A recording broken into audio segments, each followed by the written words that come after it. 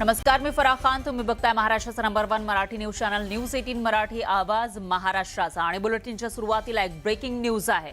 Rickshaw taxi चालकांना मराठीची सक्ती केली जाणार आहे आणि त्यामध्ये आता सदावर्तेंची उडी पाहायला मिळते. मीरा भाईंदरमध्ये सदावर्तेंच्या दौऱ्यादरम्यान तणाव निर्माण झाला, कारण या ठिकाणी रिक्षा टॅक्सी चालक आहेत, त्यांची भेट घेणार आहेत सदावर्ते. परप्रांतीयांवर अन्याय सहन करणार नाही असं गुणरत्न सदावर्ते म्हणतात. गुणरत्न सदावर्ते हाय हाय अशी मनसेनं या ठिकाणी घोषणाबाजी दिलेली आहे. म्हणजे एकीकडे गुणरत्न सदावर्ते हे सरकारनं परिवहन विभागानं जो निर्णय घेतलेला आहे मराठी सक्तीचा, त्यावरून परप्रांतीयांची बाजू घेताना दिसत आहेत, तर दुसरीकडे मनसे सुद्धा या ठिकाणी उपस्थित होती आणि त्यामुळे सदावर्ते आणि त्यांच्यासोबत असलेले परप्रांतीय रिक्षा टॅक्सी चालक आणि दुसरीकडे मनसे असा आमना सामना झाल्याचं आपल्याला दिसून येते. इंद्रलोक परिसरामध्ये ऑटो रिक्षा चालक मालक आणि त्यांच्या युनियन सदस्यांची भेट सदावर्तेंनी घेतलेली आहे. यावेळी त्यांनी विविध मुद्द्यांवर भाष्य केलं. परप्रांतीयांवर अन्याय सहन केला जाणार नाही असा इशारा दिला. जर परप्रांतीयांवर अत्याचार झाला तर तो अजिबात सहन केला जाणार नाही आणि राज ठाकरेंनी जर एखाद्या रिक्षा चालकावर हात उचलला तर त्याचे गंभीर परिणाम भोगावे लागतील अशा शब्दात सदावर्तेंनी आपली भूमिका स्पष्ट केली. त्यांनी रिक्षा चालकांना पाठिंबा दर्शवत सुमारे 5 लाखांपेक्षा जास्त रिक्षा चालक आपल्या सोबत असल्याचा दावा केला. दरम्यान सदावर्ते गुणरत्न यांचे भाषण संपताच मनसेचे सचिन पोळ आणि त्यांच्या सहकाऱ्यांनी अचानक मंचावर येऊन गुणरत्न हाय हाय अशा घोषणा दिल्या. यावेळी परिसरातील वातावरण तणावपूर्ण बनलं.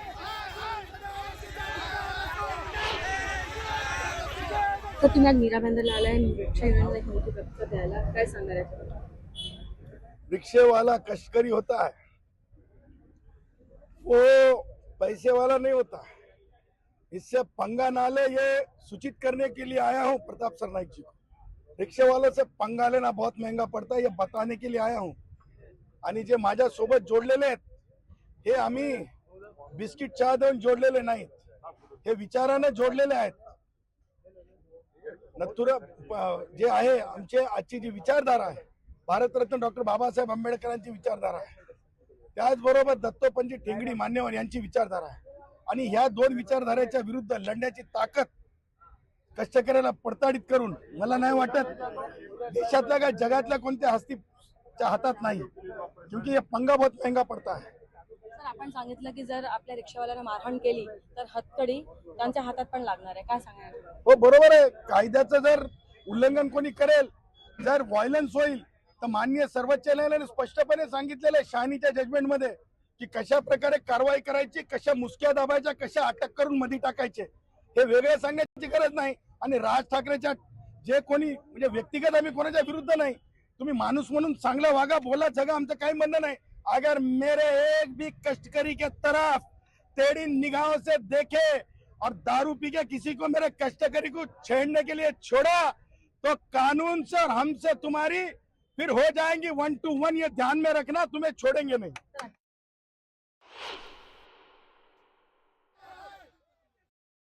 त्याच्या अंगावर जेवढे केसेस नाही ना तेवढे महाराष्ट्र सैनिकांच्या अंगावर केसेस आहेत. त्यामुळे त्याने बघावं की कायद्याने चालायचं की कायदा नाही. कायदा आहे ना, सरकारने सांगितलं ना, कायदा मराठी भाषेचा आत्मसन्मान करायचा, मराठी भाषेला दुय्यम स्थान द्यायचं नाही.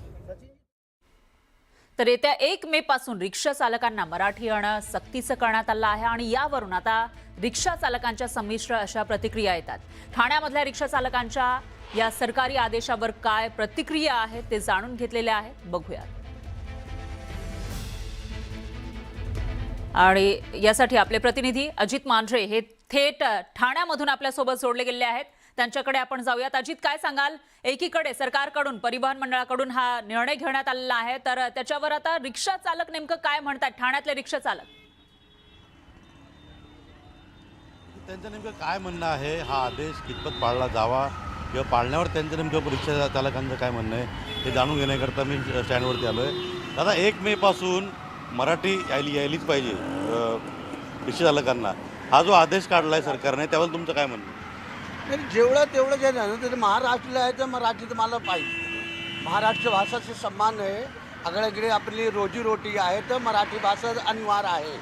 मग जेवढं ते ठेवलं आहे की 1 हप्त्यामध्ये यायचे आणि 10 दिवसामध्ये यायची, ही कंपल्सरी बरी नाही. हे आईले म्हणजे तुमचं म्हणणं आहे की वेळ दिला पाहिजे. हां वेळ दिली जे आम्ही UPC आहे. मला किती वर्ष झाले इकडे येऊन? झालं किती 4-5 वर्ष झाली. 4-5 वर्ष झाले. म्हणजे अजून तुम्हाला मराठी शिकायची आहे. आणखीन एका रिक्षा चालक आपण त्यांच्याशी बोलण्याचा प्रयत्न करूया की दादा 1 मे पासून आता मराठी जी आहे सक्ती केली जाणार आहे रिक्षा चालकांना, तुला काय वाटतं? सर मेरे को मराठी सर नहीं आता है. नाही पण आता तुला रिक्षा चालवायची आहे तर तुला मराठी यायलाच पाहिजे. हा जो आदेश आहे सरकार तो तुला पाळावाच लागेल. मग त्यावेळेस काय होणार?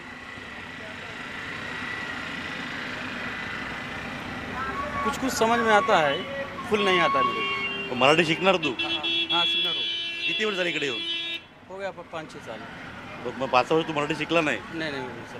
अशी परिस्थिती आहे. काकू मुळात विषय असा येतो की जरी रिक्षा चालक जरी हिंदी भाषिक असला तरी मागे बसलेले प्रवासी तेच हिंदीमध्ये सुरू करतात, मग त्यामुळे पुढं होतं. मग प्रवाशांनी म्हणजे काळजी घेतली पाहिजे ना. हो बरोबर आहे, घ्यायला पाहिजे.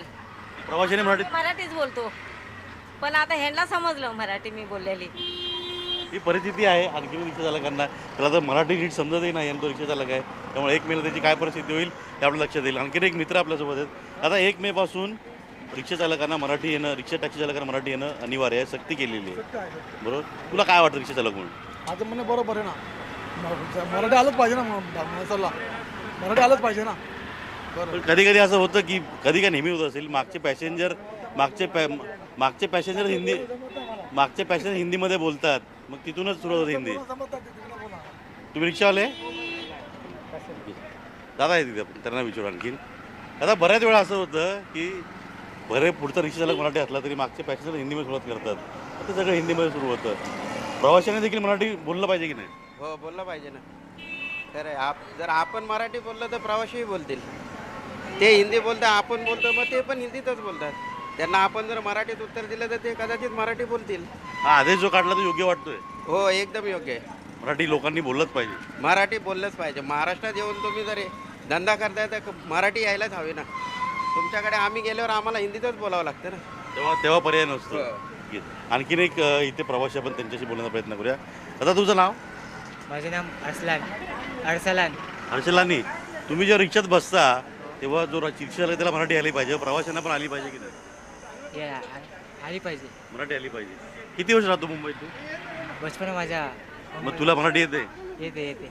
मग मराठी समजते, बोलू शकतो. मग तू आता मराठीत बोलणार रिक्षा चालकांची? बोलणार. तर हे अशा पद्धतीनं प्रवासी देखील सहकार्य करत आहेत. रिक्षा चालकांमध्ये संमिश्र प्रतिक्रिया आहेत. एक रिक्षाला आपण जेव्हा बघितलं त्याला मराठी थेट त्याला समजत देखील नव्हतं काय करायचं आहे, पण तो बोलला मी बोललो. 4-5 वर्षाला त्याला इकडे येऊन हे जो आदेश काढणार आहेत लोकांचं, रिक्षा चालकांचं म्हणणं आहे, टॅक्सी चालकांचं म्हणणं आहे की आम्हाला थोडा वेळ द्या, आम्हाला आणखीन वेळ पाहिजे मराठी शिकायला. आदेश काढतात. मुळात ज्यावेळी हा आदेश काढला तर हा 2023चा आदेश आहे. याच्या आधीच असं झालं होतं की ते प्रतिज्ञापत्र आहे जेव्हा परवाना मिळवतात हे लोक, त्यामध्ये लिहिलेलं असतं की तुम्हाला मराठी येणं अनिवार्य आहे, कारण तुम्हाला आम्ही या राज्यामध्ये रिक्षा चालवण्याचा किंवा गाडी चालवण्याचा परवाना देतोय. हे एक अनिवार्य हा नियम फार आधीचा आहे, फार जुना आहे.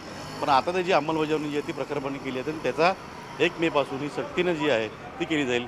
रिक्षाच्या टॅक्सी चालकांचं म्हणणं आहे की आम्हाला थोडा वेळ द्यावा आणि आम्ही शिकायला तयार आहे. बरोबर आहे अजित. त्याच्यामुळे आता किती वेळ द्यायला पाहिजे हा सवाल या ठिकाणी उपस्थित होतोय. जसं तुम्ही सांगताय की जुना हा नियम आहे, त्याच्यामुळे आता येणाऱ्या 1 मे पासून नेमकं कशा पद्धतीनं मराठी शिकली जाते रिक्षा टॅक्सी चालकांकडून त्याकडेही लक्ष असेल. धन्यवाद तुम्ही दिलेल्या या सविस्तर माहितीसाठी. आणखी एक ब्रेकिंग न्यूज आहे, मराठी भाषेविषयीचीच ही बातमी आहे. आता रेल्वेची परीक्षा देण्यासाठी मराठी भाषेचा पर्याय तुम्हाला असणार आहे. रेल्वे सेंट्रलची ही परीक्षा असेल, म्हणजे सेंट्रल भरतीसाठीची परीक्षा असेल, मात्र त्याच्यासाठी मराठी भाषेचा सुद्धा पर्याय तुम्हाला उपलब्ध असणार आहे. मनसेचे नेते अमित ठाकरे यांनी याविषयीची मागणी केलेली होती आणि त्या मागणीला यश आलेलं आहे. त्यानुसार आता जर तुम्ही रेल्वे भरतीसाठी परीक्षा देणार असाल तर तुम्हाला मराठी भाषेचाही पर्याय दिला जाईल. रेल्वे भरती होत असताना दिल्या जाणाऱ्या परीक्षांमध्ये हिंदी आणि इंग्रजी भाषा अनिवार्य करण्यात आली होती. त्यामध्ये मराठी भाषेचा पर्याय द्यावा अशी मागणी अमित ठाकरेंनी केली. आता रेल्वे प्रशासनाच्या नव्या अधिसूचनेमध्ये मराठी भाषेचा पर्याय देण्यात आलाय.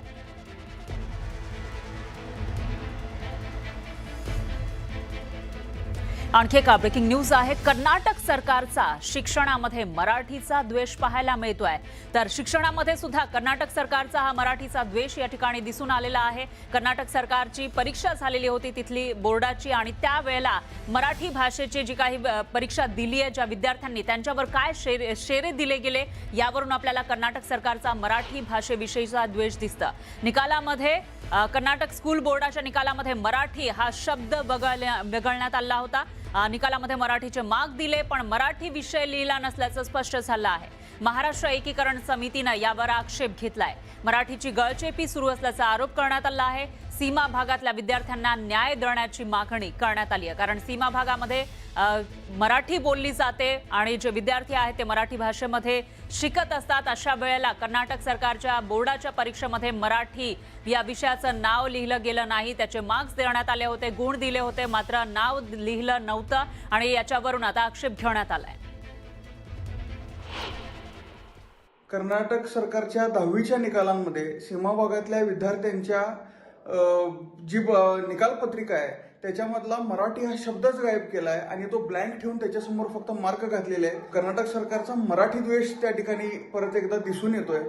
सीमा भागात मराठीचं अस्तित्वच नाही हे दाखवण्याचा केविलवाना प्रयत्न कर्नाटक सरकार करत आहे.